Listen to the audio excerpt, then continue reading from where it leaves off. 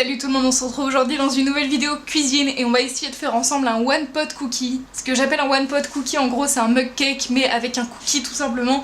Donc un mug cookie en gros, je sais pas si vous voyez ce que je veux dire. Mais au lieu de faire des petits biscuits, on va faire une pâte qu'on va mettre dans une espèce de tasse. J'espère que ça va être bon et qu'on va réussir ensemble. N'hésitez pas à reproduire ça chez vous parce que c'est très facile. Il n'y a pas besoin de énormément de choses du coup vu qu'on prend vraiment des toutes petites quantités. J'espère que ça va vous plaire et il faut avoir un micro-ondes aussi. Ça peut être utile. Donc pour cette recette, vous aurez besoin d'une tasse. C'est celle que vous voulez mais c'est dedans qu'on va verser la préparation. 25 g de sucre, 30 g de farine, du chocolat noir comme vous voulez ou du chocolat au lait, peu importe. On utilisera un jaune d'œuf et malheureusement le blanc ne servira à rien. Moi j'utilise aussi des petites pépites de chocolat qui viennent de chez Valrhona, c'est un peu cher mais vous pouvez trouver des pépites bien moins chères en grande surface. Et vous aurez aussi besoin de 15 g de beurre. Donc la première étape c'est de venir découper son beurre, je le mets directement dans ma tasse et je vais venir le faire fondre au micro-ondes pendant environ 50 secondes. Et en général, pas besoin de peser le beurre ou quoi que ce soit puisque sur l'étiquette du beurre quand vous l'ouvrez, il y a toujours une graduation par 25 g, donc à peu près au pif vous enlevez environ 10 g. Voilà, c'est pas grave s'il y a un tout petit peu trop ou un tout petit peu moins. Donc comme je vous le disais, je le mets dans le micro-ondes pendant 50 secondes. Et ensuite, je vais venir prendre un nouveau récipient pour vraiment mieux mélanger ma préparation. Et je vais commencer par séparer le blanc du jaune pour l'œuf et garder que le jaune dans le bol de ma préparation. Du coup, le blanc, je l'ai mis dans un récipient à part, mais vous pouvez le jeter, c'est pas très grave. Personnellement, je fais la recette avec un verre doseur parce que la balance n'a plus de pile, tout simplement. Et donc, je vais venir doser mes 25 g de sucre. Ensuite, je mélange mon sucre avec mon jaune d'œuf. Je commence à mélanger avec une petite cuillère pour que ce soit bien homogène.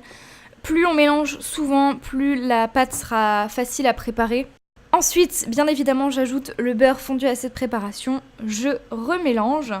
Ensuite, je vais venir ajouter dans ce mélange les 30 g de farine et je le fais de façon progressive parce que si je mets tout d'un coup, c'est vraiment beaucoup plus difficile à mélanger vu que la farine c'est quand même assez compacte et que c'est ça qui fait vraiment toute la texture, on va dire, de notre pâte. Donc si vous voyez que c'est trop liquide, n'hésitez pas à rajouter de la farine. Inversement, si vous voyez que c'est vraiment pas assez liquide et trop compact, moi je dirais rajouter soit un jaune d'œuf mais ça fait peut-être trop d'un coup, donc éventuellement un tout petit peu d'eau, histoire de délayer un petit peu. Et donc à chaque fois, j'ajoute de la farine, je mélange, je rajoute de la farine, etc.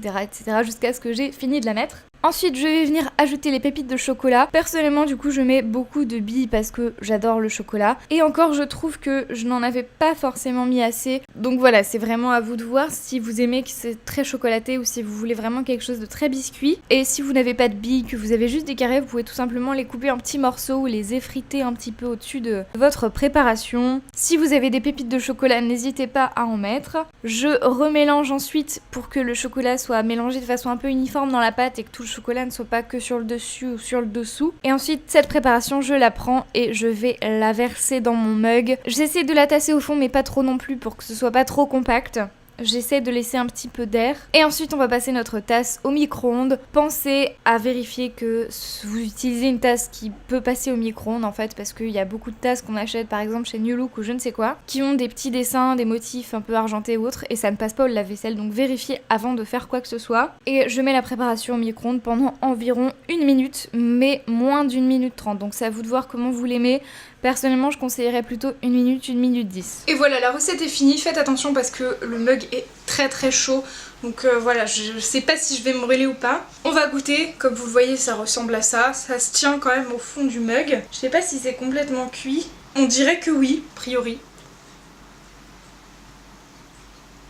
C'est très chaud. Très très chaud. Mais sinon c'est pas mal du tout. Peut-être mettre légèrement moins de sucre. Quoique, je dirais peut-être un soupçon moins. Mais sinon c'est vraiment pas mal. Peut-être aussi mettre plus de chocolat à l'avenir. Mais après j'ai pris un morceau, il n'y avait pas beaucoup de chocolat. Donc voilà pour ça. Voilà, en tout cas du coup comme vous l'avez vu c'est très facile à faire. Et si vous n'êtes pas en train de filmer en même temps ce que vous faites, ça va très vite. Éventuellement je pense que vous pouvez préparer à l'avance mettons la pâte et la laisser au frigo dans un truc fermé peut-être un jour maxi. Donc éventuellement si vous voulez préparer au double et garder une part pour le lendemain, à mon avis c'est possible à tester. N'hésitez pas à me dire si vous avez refait cette recette ou si vous la connaissiez déjà. Voilà, moi je l'avais rarement vue, j'ai eu l'idée sur Démotivateur je crois, il n'y avait pas la recette exacte. J'ai cherché, j'ai trouvé un pauvre truc, je me suis dit on va tester ça. Donc voilà pour ça, je l'ai légèrement modifié. Je vous ai déjà tout dit dans la vidéo de ce que j'avais modifié. Donc j'espère que ça vous a plu. On se retrouve très bientôt pour de prochaines vidéos et je pense que maintenant toutes les vidéos cuisine se feront comme ça en caméra très proche parce que je me sens encore plus proche de vous et que j'aime beaucoup comme ça pour les cuisines, et comme la cuisine est relativement pas très jolie non plus, vous la voyez un peu floue donc c'est pratique. On se retrouve très bientôt, prenez soin de vous et je vous rappelle qu'il y a des nouvelles vidéos sur cette chaîne le mercredi et le dimanche. Pas toujours de la cuisine mais plein d'autres trucs assez sympas. Et pour conclure je vous dis bon appétit et bon 4 heures.